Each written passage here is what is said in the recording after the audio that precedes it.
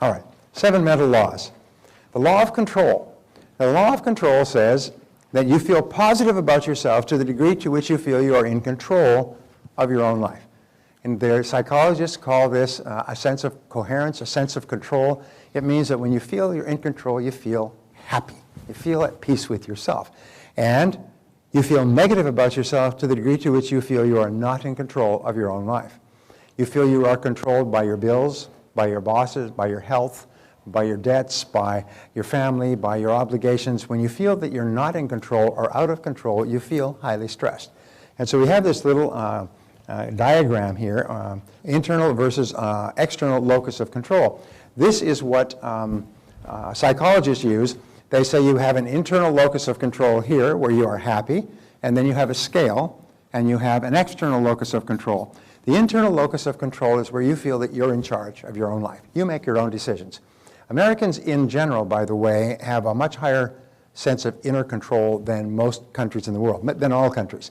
Europeans, 58% of Germans, for example, highly structured economy, believe that they have little or no control over their future. A person with internal locus of control says, I make my own decisions. I am where I am and what I am because of myself. I'm in charge of my life. A person with an external locus of control feels that other people are in charge of their life, their boss, their bills, and so on. Now you are here, and you are moving in one direction or another with every decision that you make. The good news is that when you develop an internal locus of control, you feel really happy and strong, and you're much more positive and you're much more creative. And that's the goal that we're aiming for. The people with a high internal locus of control feel really, really good about themselves. They feel powerful, they feel empowered, they feel strong. And here's an interesting point, is you can never give away control, except to other people. You can give away your control to other people, but you still remain responsible. We'll talk about this later. So control begins with your thoughts, and your thoughts determine your feelings, and your feelings then determine your actions. I have a friend who has a little stick-on that he gives you to stick anywhere you want, and it just says C-Y-T. Control your thoughts. Control your thoughts. And if you control your thoughts, you can control everything else. Your thoughts are the guidance mechanism of your life. So control your thoughts. And when you control your thoughts determine your feelings. By the way, great question, which comes first, thoughts or feelings? And the answer is always thought. And I'll tell you why. It's because it is the thought that creates the feeling.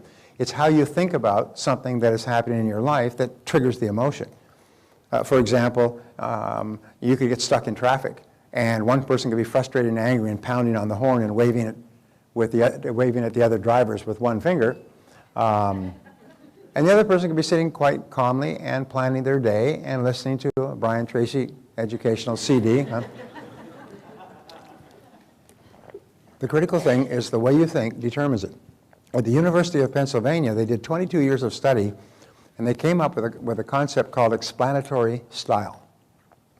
You've heard the NLP people talk about framing and reframing. Well, explanatory style says that the way you explain things to yourself largely determines your emotions, largely determines your thoughts, your reactions, your responses, largely determines the total quality of your life, how you explain things to yourself. And so if you explain things in a positive and constructive way, then what happens is you respond positively and constructively, you feel differently, you take different actions, and you get different results. Now the next law is the law of accident. And the law of accident is actually a metaphysical concept. The law of accident says that everything just happens by accident. It's not what you know, but who you know. It's you can't fight City Hall. The cards are stacked against you. We have in our society an enormous number of people who are led to believe that they are victims, that there's nothing they can do about their situation. And you read all this stuff in the paper all the time by, unfortunately, ill-informed people who say, you know, there's great powers out there that are holding down the working person and so on. This is all nonsense. It's all sort of fantastical things like believing in life on the other side of the moon. But nonetheless, they convince themselves of that, and they feel that there's nothing you can do. The greatest enemy of human success is passivity, is people feel passive, feel helpless. It's called in psychology learned helplessness. They feel helpless. They feel there's nothing I can do. My debts are too high. The economy is too bad. Life is terrible. I was at a meeting with a bunch of people for 3 days on Sunday, Monday, and Tuesday. This room is full of people, almost all entrepreneurs, and some of these people are having the best years of their lives. Some of these people are generating embarrassing amounts of income. They're successful, and they're all hustlers. They're all working day and night, and they're there. It's a mind-storming, brainstorming to share ideas on different ways to create and sell more products and services and so on. They're totally proactive, and there's no negativity in the room at all. I mean, everybody is just sparkling because they're all bouncing off each other in terms of actions that you can take. Whereas the great majority of people have this learned helplessness. There's nothing I can do. My hands are tied. I mean, look at the situation. Nobody's got any money. The economy is bad. And this wah, wah, wah, wah. And so the law of accident, as you see, is completely opposed to the law of control. We say failing to plan is planning to fail. Failing to plan is planning to fail. So if you don't have a very clear, specific, written plan with goals and actions and priorities that you're working on every day, well, then your life will just drift around in a circle. You know, they say a ship without a rudder will just drift completely, but a ship with a rudder and a compass will go straight and true to its destination through any type of sea. And once we have a very clear rudder and compass, which we will have tomorrow, then suddenly we start to make incredible progress at a faster rate than you can imagine. So, number 3, the law of cause and effect. Now, this was the granddaddy law that really changed my life. The law of cause and effect says that for every effect in your life, there's a specific cause. This law is completely opposed to the law of accident and completely consistent with the law of control. It means that everything that happens to us for a reason. Even if we don't know the reason, it happens to us for a reason. We say that success is not an accident. Failure is not an accident. They all have specific causes. And here's the great rule. If you want to double your income or anything else, what you do is you realize that everybody who is earning twice as much as you today was at one time earning half as much as you. It's the way it works. Nobody was born earning twice as much. They started off at the bottom at a very low wage job. So then they did certain things differently from you, and now they're earning twice as much or 5 times as much or 10 times as much. Well, then what we do is go back and find out what they did, and we do the same thing. And we say success leaves tracks. Is if you find out what other successful people did, and you do the same thing, you'll eventually get the same results that they do. And if you don't, you won't. And here's the most amazing thing with regard to these laws. These are mental laws. A physical law you can see, like gravity. You can drop something and you can see. You can see the results of a physical law. Mental laws, you can only see the results over time. But physical laws are just as fixed as mental laws. And mental laws work 100% of the time. And what that means is that, it's interesting, they say that in all of human history, man has never invented a law. You know, we talk about all the laws of physics and mathematics and mechanics and velocity and the laws of Einstein and so on. Nobody's ever invented a law. We've only discovered the laws that already existed. Now, whatever your spiritual beliefs are, I remember listening to Billy Graham on a talk. I was driving through the Central Valley near Fresno many, many years ago, and it was on the radio. It was late at night. It's the only thing to listen to. And here's Billy Graham talking about all the laws that hold the universe in place. He says, if you have all of these laws, then there must have been a lawgiver. These laws could not have just happened spontaneously out of the primordial muck going back a billion years after the Big Bang. If you have all of these laws that really explain everything that happens, even laws of mathematics that take 100 years for a person to fully understand, that explains with absolutely unpredictable accuracy a mathematical formula. Where do these laws come from? Anyway, my point is that these laws are neutral. They work for you or they work against you. And so we say that nature is neutral. Nature is like justice. Nature is blind. Nature doesn't say you'll be a big success and your life is going to suck and you're going to be in between. Nature doesn't care. Now, this was a great breakthrough for me. Nature doesn't care. Nature says that if you do what other successful people do, you get the same result. And if you don't, you don't. And nature's not involved in it. Nature just says, here's the laws, here's the playing field, here's the rules of the game. If you play the game well, you have a great life. And if you don't, you don't. But there's nothing out there that is determining what happens to us. It's all in here. And these mental laws are important. I remember I was in Istanbul some years ago, and there was a story in the papers in Istanbul. I was traveling at the time, And it was about a young American student who had gone to Istanbul as a tourist. He was traveling with some other people. And one day they were sitting in one of the cafes, and there's a whole bunch of people marching with posters and chanting in Turkish, and they're marching down to the main square. Well, he says, hey, I know marches. We do marches on the campus. We do demonstrations. I know all about this. Hey, let's go get a piece of this. And they said, no, we don't know what they're doing. His friend said, we don't know what they're marching for. It doesn't matter. It's just a demonstration. So he went out there, typical American student. He said, yay, yay. He's trying to imitate the Turks, and they gave him a poster. And so he's going, yeah, yeah, and everybody's saying, yeah, and they're all slapping him on the back. He's going, this poster. And they march into the square, and the square was immediately surrounded by police.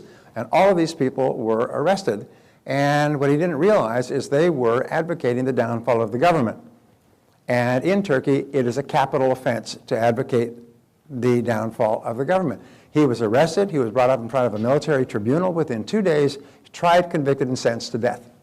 And sentenced to be carried out in 2 more days. And by this time, his friends, who followed along at a distance, they'd gone to the embassy, they'd gone to the consulate, they ran it around in circles, and they did everything possible. And Turkey happens to have a colorful attitude toward money. So they managed to buy him out of prison. His parents had to sell their home back in the United States. Cost him $250,000 to get him out. And he was saved and speared across the border a few hours before he was going to be executed. And I remember that story because it was a true story. True stories are good. Here's the point. He didn't know the law. And in not knowing the law, there's no excuse for it. They don't care. He said, well, I'm a stranger, I'm a foreigner here, I didn't know that it was a capital offense. Excuse me. He said, they don't care. You violated the law, you can execute it. And in life, we violate a lot of laws. We violate a lot of natural laws, especially mental laws. And when we violate those laws, we suffer the consequences of it, whether we knew about the laws or not. If you step off a 10-story building in downtown San Diego, you're going to go splat on the sidewalk. And it doesn't matter whether you knew about the law of gravity, or whether you approved of the law of gravity, or whether anybody had explained the law of gravity to you. The law of gravity is going to work on you, and you're going to go splat on the sidewalk. The law is neutral. The law doesn't care. You know, thou shalt go splat, and thou shalt rise up, and thou shalt go half splat. No. In other words, the law is there. So all successful people do what we call a harmonic convergence. Have you heard of a harmonic convergence? They had this, I think, back in the 80s or 90s, where you have all the planets line up. They all line up at one particular time in the constellation. This happens every, I don't know how many years. And so all the planets are in line. You know, the Mercury and the Saturn and the Earth and or Mars and then Earth and all these, and they all line up. And the magnetic power of all of these is supposed to bring about enormous changes, none of which happen. But it seems like a great idea. Our life, though, is to get our life in harmony with the great mental laws. And when you do that, things start to happen for you at an incredibly rapid rate. And you'll see, before this seminar is over, I can promise you, you will have experienced profound changes in your life. It happens all the time because you now have a harmonic convergence. You're now organizing your life and your thinking in harmony with these great laws. And they all start to work for you. So we say, okay, the B, it is the iron law of the universe. All other laws in the universe, I call it the umbrella law, all other laws, mathematics, physics, mechanics, all fall under the law of cause and effect. Aristotle proposed this in 350 BC, and it was called the Aristotelian principle of causality, which was a great shock to a world that believed in gods and coincidences and lightning strikes and Mount Zeus on Mount Olympus. What they said was, no, everything happens for a reason. And if we're not happy with what's happening, we can change the causes. If a person's overweight, people say, well, I'm overweight it's because of my glands. Yes, sir, it's your mouth gland, and it's malfunctioning several times a day. You know, we know how to be healthy and fit and how to live a long time. We know how to make all the money that we want because there are hundreds of thousands of millions of people who have. Did you read the statistics in the paper this morning? Great statistics. Ta-da! In 2001, there were 7.7 millionaires in America. I'm sorry, 2001. 2011, 10 years later, after all the depression, recession, panics, crashes, and everything else, there's 10.2 million Americans with a net worth in excess of $1 million. Now, that would suggest that all these people, 90% of them started off with nothing, and they're still continuing to grow. That's a growth of what, 2.8 million? Is that what it was? It's about 2.8 million more millionaires now than there were 10 years ago.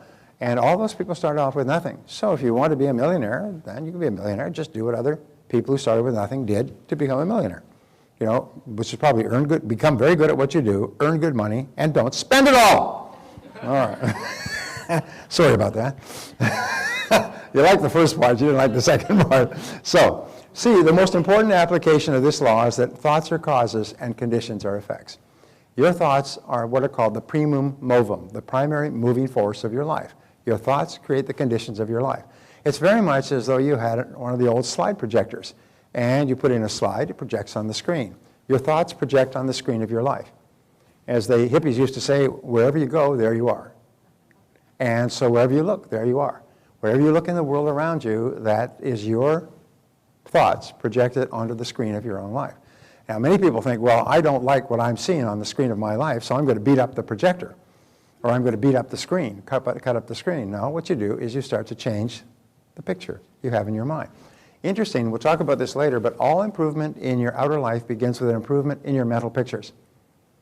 Begins with an improvement in your mental pictures by constantly starting to see yourself and your world in more positive terms. So another mental law, the law of belief.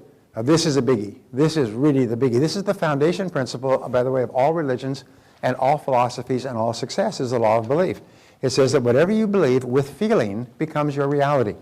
Whatever you believe with feeling, with emotion, with intensity, it becomes your reality because you always act on the basis of your beliefs. And the more intensely you hold the belief, the more the belief becomes true for you. There's a gentleman that I used to know, his name was Glenn Bland, and he wrote a book called The Glenn Bland Method. And he talks about how when he was growing up, his father was a working man. And they talked around the family table, they talked about work at the lumber yard, and the father would always say, you know, when you grow up, you've got to get yourself a working job. You've got to get yourself a laboring job. He said the Blands have always been laborers. We've always worked by the sweat of our brow. And so the kids were all brought up to believe that they were supposed to get a laboring job when they got out. So he left high school, and he did quite well in high school. It was in sports and everything else, but his belief was when you entered into the world of work, you got a laboring job, so he did, on a construction crew working on the highways, digging ditches and you know, working on construction. And one day, he's been at this for about 2 or 3 years, and he's working away, goes up there in the morning, sweats all day. The traffic is moving really slowly because it's a construction zone, and right next to him, while he's working away with a shovel, there's a guy, a friend of his from high school. And he's driving the car. He says, "Hi, Glenn, how you doing?" To the window of the car. He says, "Oh, doing great." He's got his shovel here. And he says, "How's everything going?" "It's going fine." And he says, "How's everything going with you?" The guy's driving a brand new car. He's wearing a nice suit. He's well dressed. And this guy, you know, was no great flaming hell in high school, just an average guy. He said, "How you doing?" He said, "I got a great job." He said, "I'm selling, making really good money." He said, "I'm buying a new home next month and getting married at the end of the year." And he looked at him, and here's this guy, and he's living from paycheck to paycheck, sweating away. And he looked at that guy, he said, and it hit him like lightning. He had bought a bill of goods from his father. He said, this guy's no better, no smarter than he is, which happens to be the case, yet he's got a different belief system, that you get out and you get a job, and you get into business, and you get into white-collar work. He threw down the shovel, and he got up, and he walked out of there, and he said, I'll never work with a shovel again. He went and got into sales. He turned out to have a natural ability for sales. Within 2 or 3 years, he was doing extremely well. Within 7 or 8, he was a millionaire, had a beautiful home, beautiful car. He said the turning point in his life was when he challenged that belief that he was meant to be a working man all his life. Many people have beliefs, and there's 2 sets of beliefs. There's conscious beliefs that we have, and there's unconscious beliefs. And there's that wonderful line from Josh Billings, the humorist. He said, it ain't what a man knows what hurts him, it's what he knows what ain't true. And many things we know about ourselves ain't true at all. What we do is we develop scotomas, or blind spots. Is once we've decided to believe a certain thing, we do not see anything that contradicts it. We may be doing wonderful things or wonderful work or being very successful. We don't even see that if we decided to believe that we will never make much more than we're making. Sometimes your parents will tell you, you've got to worry about money, you've got to be careful about money all your life, and you'll never make very much, so you've got to hold on to every penny. And so people just hunker down, and they're more concerned about security than anything else.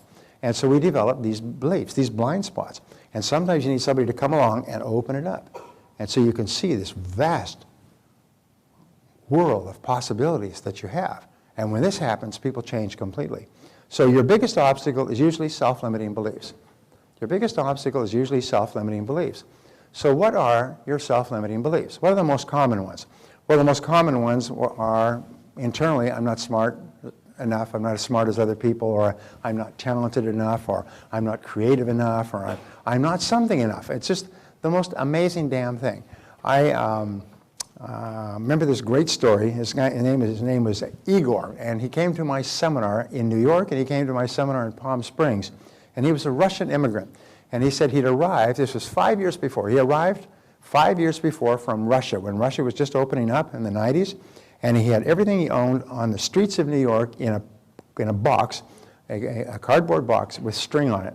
And he didn't know a word of English, and he had to stop people on the street. He kept stopping people and asking them, looking for someone who spoke Russian. And he finally found somebody, and he would ask them something in Russian. Доброе утро, доброе утро, доброе утro. Good morning, because somebody responded back, доброе утро.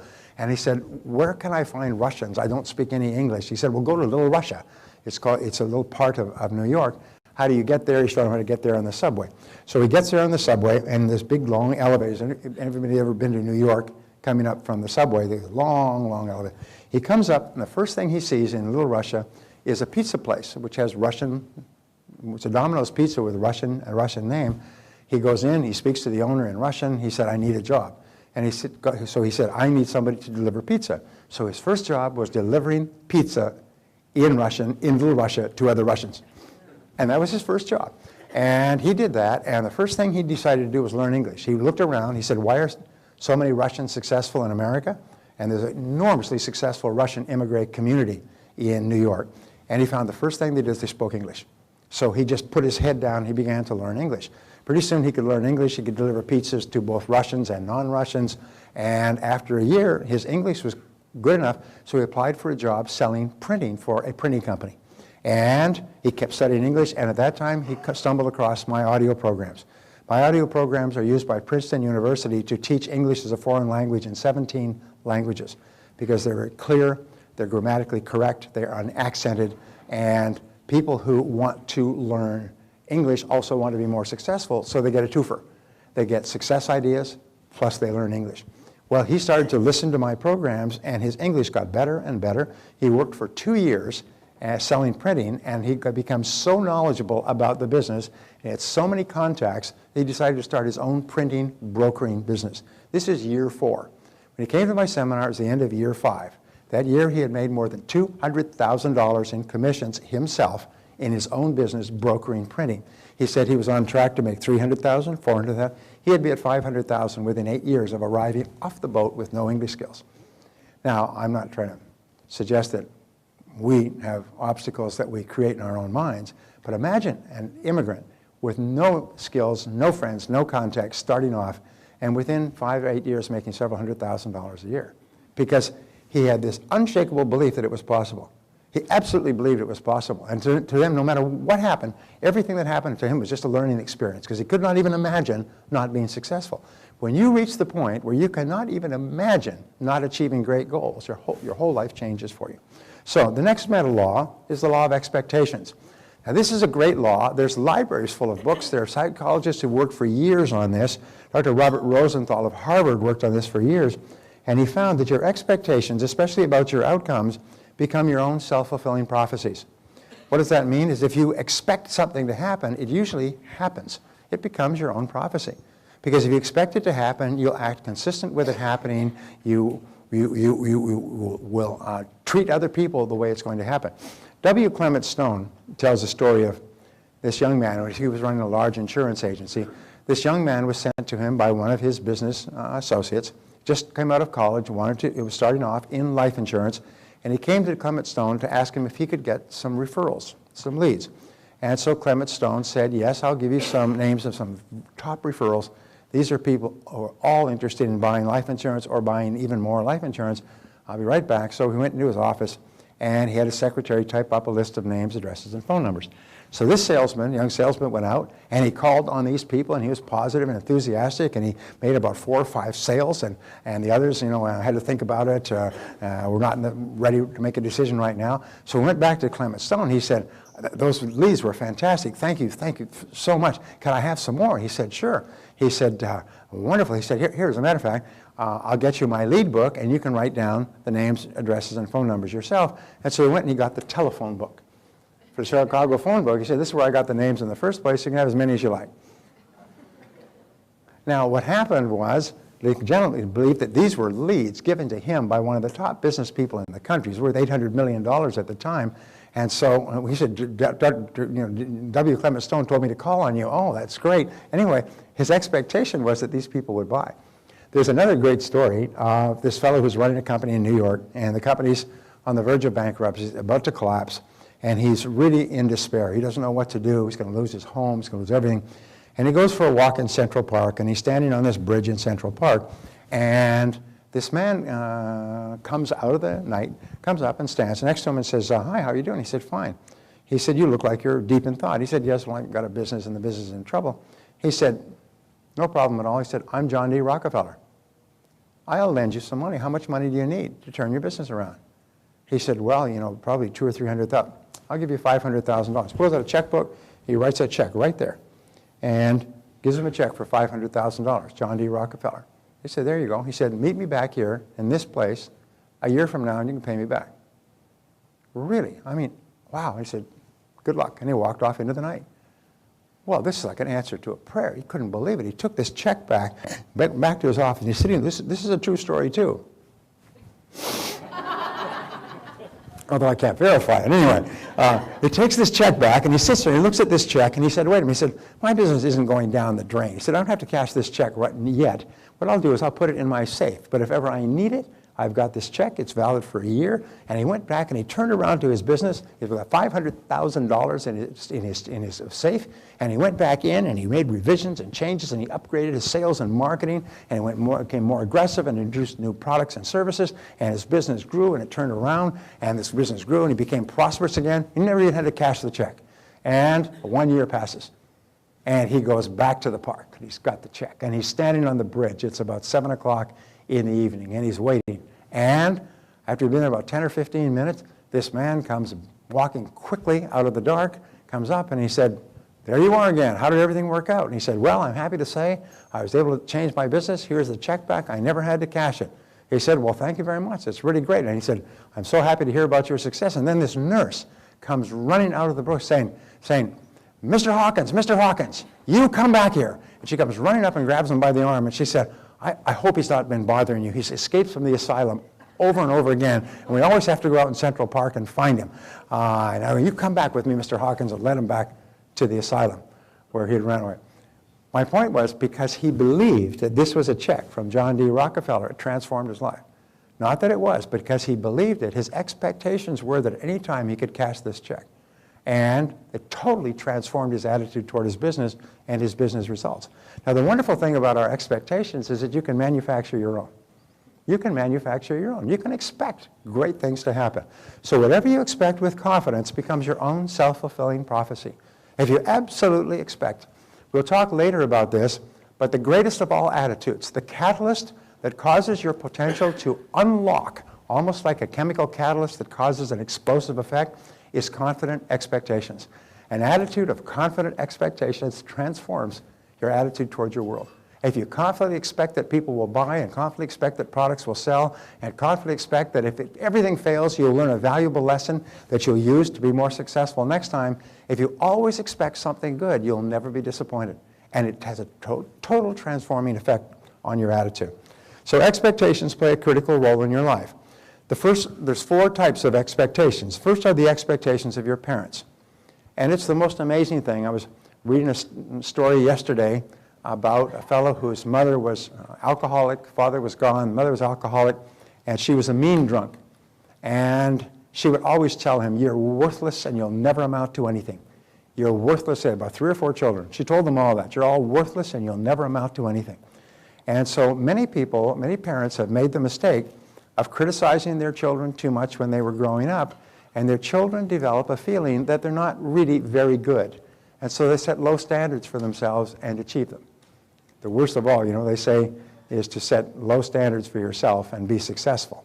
So the expectations of your parents have an inordinate impact on the person you become as an adult. And so you have to look back and realize that many parents were raised by parents with negative expectations. And in the Bible it says the sins of the fathers are visited on the children. So what your parents, grandparents did to them, they will often have inflicted on you, and you'll often grow up not really feeling that you have great potential. Your parents will have expressed the thought that they didn't really expect you to do that well. You get poor grades, well, what can you expect? You're not that smart. And you're never on time, and you never fulfill your promises, and you probably won't do that well in life.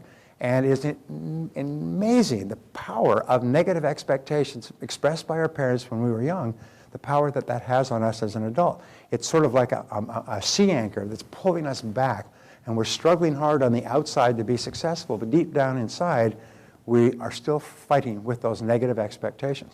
The other place is the expectations of your boss. You'll find that people who work under high expectations bosses who really have confidence in their staff, perform at a vastly higher level.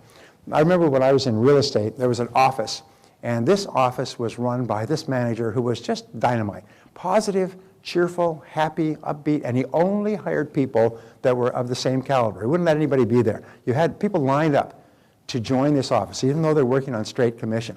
And he would interview them, he would spend some time with them, he'd have them meet the other people, they'd do a thumbs up or a thumbs down.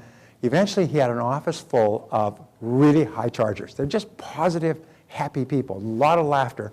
And that office, the people in that office made 3 times as much on average as the real estate people in any other office, booms or busts. During the busts, they were the most financially successful real estate agents in the market.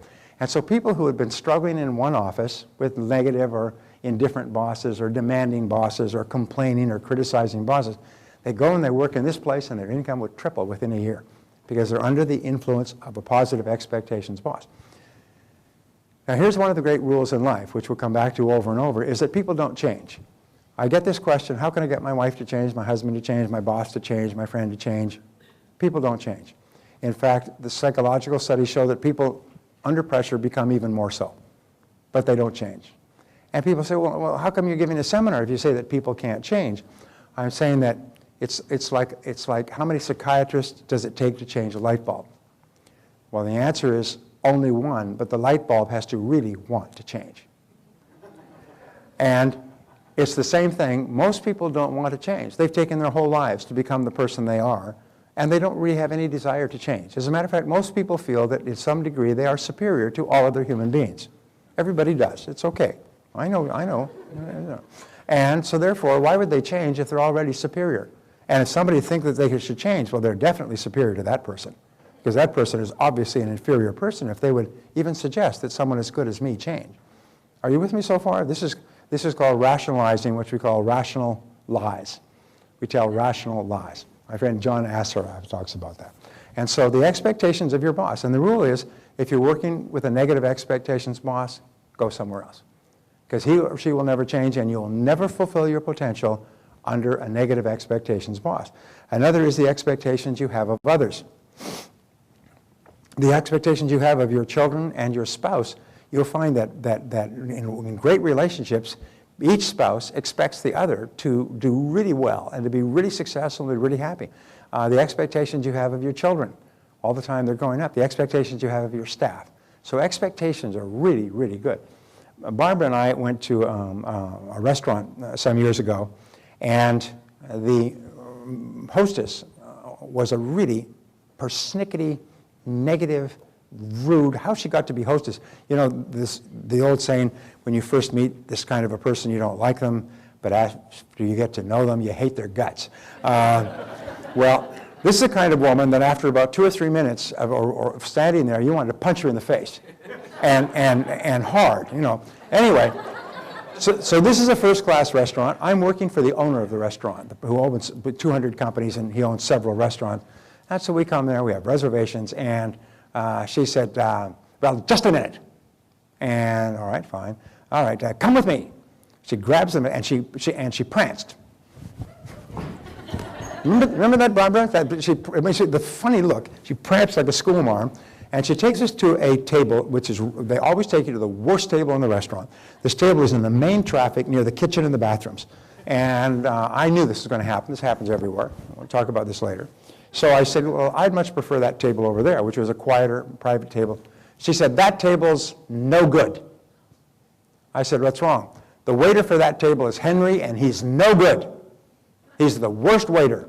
You wouldn't be happy there. Sit here. And then they pull out the chair, and they shake the chair. As power of suggestion, shake the chair to get you to sit down. They put down the menus at your places and shake the chair. No, I think we'll take Henry's table. And just walked over there and sat down. She comes over, she puts the menus down, and she's nasty as can be and walks away. Well, about 2 or 3 minutes later, the waiter comes up. And I said, he said, hello, how are you? And I said, fine. I said, is your name Henry? And he said, well, yes. I said, oh, thank God, Barbara, we got Henry. And he said, what? And I said, I had some friends who were here the other night. They said, you're the best restaurant in this city. You're the best waiter in this city. And if we could come to this restaurant, if we can get a table from Henry, we're going to have a great evening. He said, who said that? He's just some friends of ours. It doesn't really matter, but we're so glad that we've got you as our waiter. And he said, really? Now, here's a tough question. What kind of service do you think we got for the rest of the evening? It was great service. Henry was there all the time. You wanted a little bit of salt and a little bit of salt. You wanted wine pour, you wanted this. I mean, Henry was fabulous, and he was smiling, and he was happy, and he was treating all of his customers well, and we tipped him. And when we walked out, we looked at her and we said, that Henry's the best waiter in this whole damn restaurant. Thank you very much. Don't. You know, Barbara's kept me off of assault charges for years. Because why? It's because they set up a positive field of expectations. And you can do that because people tend to rise to the expectations imposed on them by others or fall to the expectations. So always express positive expectations. Even if in your heart you have a lot of doubts, always be positive on the outside. And the expectations you have of others, so the rule is the expectations you have of yourself. Now, these are the expectations that can override all other expectations in your life. There are people who've come from negative backgrounds and child raisings. They've been in negative marriages with complaining spouses. They've had difficult people around them, but their expectations for themselves never wavered. A friend of mine named Peter Daniels, who started off working on the streets, became very wealthy, he's very successful in Australia, did a lifelong project, and he studied the lives of 500 men and women who became successful. He read their biographies and autobiographies and encyclopedia and Wikipedia and so on, looking for the common denominator of success. And what he found was this. He found that he read about 300 autobiographies, and he finally found the common thread. The common thread was every one of those people always believed in themselves. They always believed that they were going to be a big success in life. They always expected to do well. They said when Winnie Churchill was asked about Winston Churchill, even though he was washed up at the age of 66, and a secondary player in his party and had been laughed at for years when World War II started, they said that one thing Winston Churchill never lacked was an absolute confidence in Winston Churchill. He absolutely expected that he would be the right person at the right time, at the right place when history called on him. Patton had the same thing. He knew that he would be the right person. He said in these 500 biographies and autobiographies, every one of those people expected to be a big success. Now here's an interesting exercise. Imagine that you could go down to the computer store and you could buy a mental program and you could put it into your mental computer, and it would then become part of your continuing operating system. If you could buy any belief at all to put into your mental system, what would be the best belief for you to buy? And the answer is the belief that you are going to be a big success in life. That no matter what happens, everything is going to conspire together to make you a great success. And if you absolutely believe that and absolutely expect that everything is going to help you, that will become your reality. The reason why we do not achieve greatly is we hold ourselves back by our own beliefs. We wonder if it's possible. We over-exaggerate negative events. we catastrophize and we blow them out of proportion as opposed to looking at them and seeing them as just ideas, stepping stones to success. So we say always expect the best. And remember that your expectations are totally under your own control. Now, here's an exercise for you. Da-da-da-da. Wait a minute. Oh, okay, jeez. I'm so okay. Repeat throughout the day these words. I believe that something wonderful is going to happen to me today. Now say that to yourself. Say it quietly to yourself. I believe that something wonderful is going to happen to me today. Now say it aloud. Say it. I believe there's something wonderful that's going to happen to me today. Now every single morning when you get up and say that, something wonderful is going to happen to you that day. It's the most amazing damn thing. You go into a restaurant and you say, I believe something wonderful is going to happen in this restaurant. I believe something wonderful is going to happen to me today.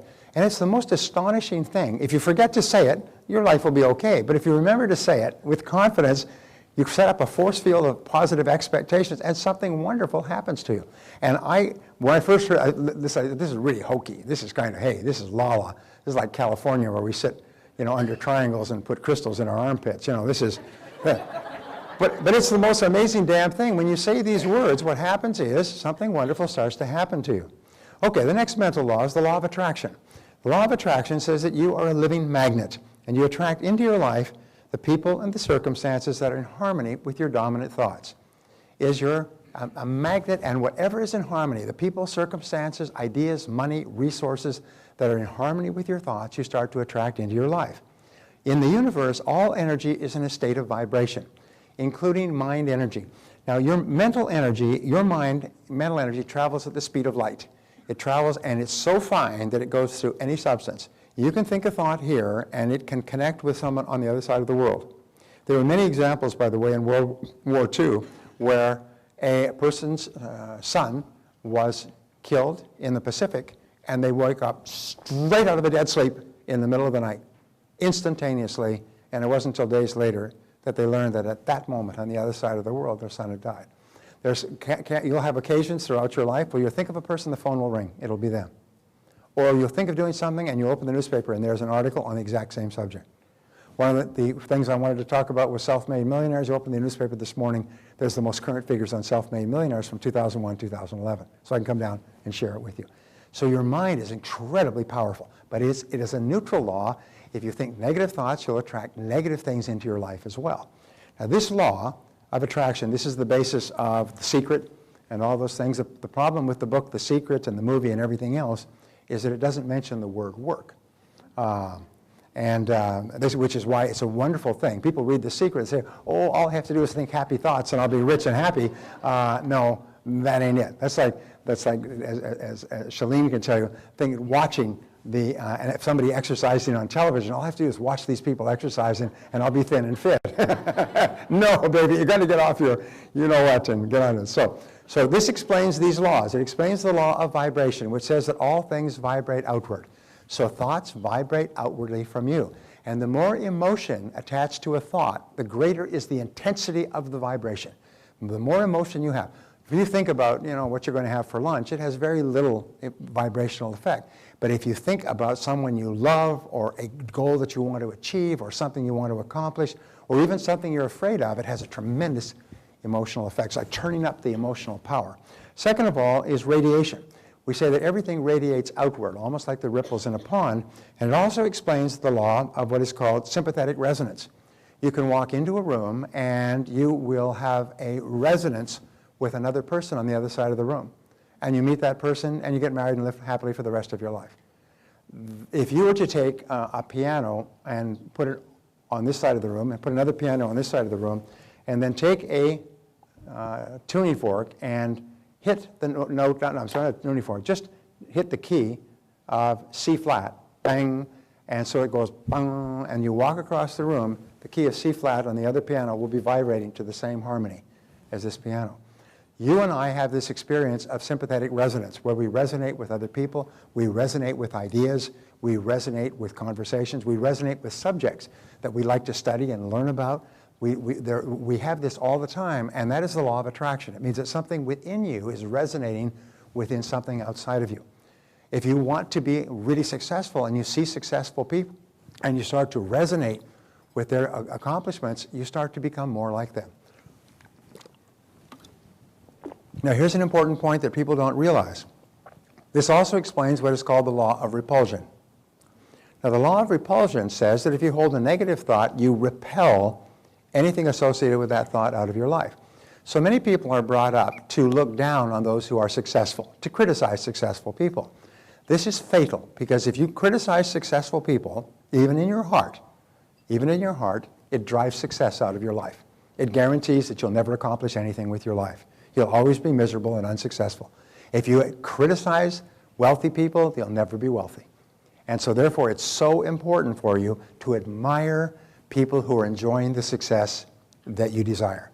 Is to admire them and look up to them, and don't look for chinks in their armor or flaws in their life or behavior. Instead, look at the things that they do right and say, that I could do that. Read their books, read stories about them, and admire successful, happy people. If you admire successful, happy people, you create this sympathetic resonance, and you begin to attract into your life people and circumstances and ideas that will enable you to be like one of those people.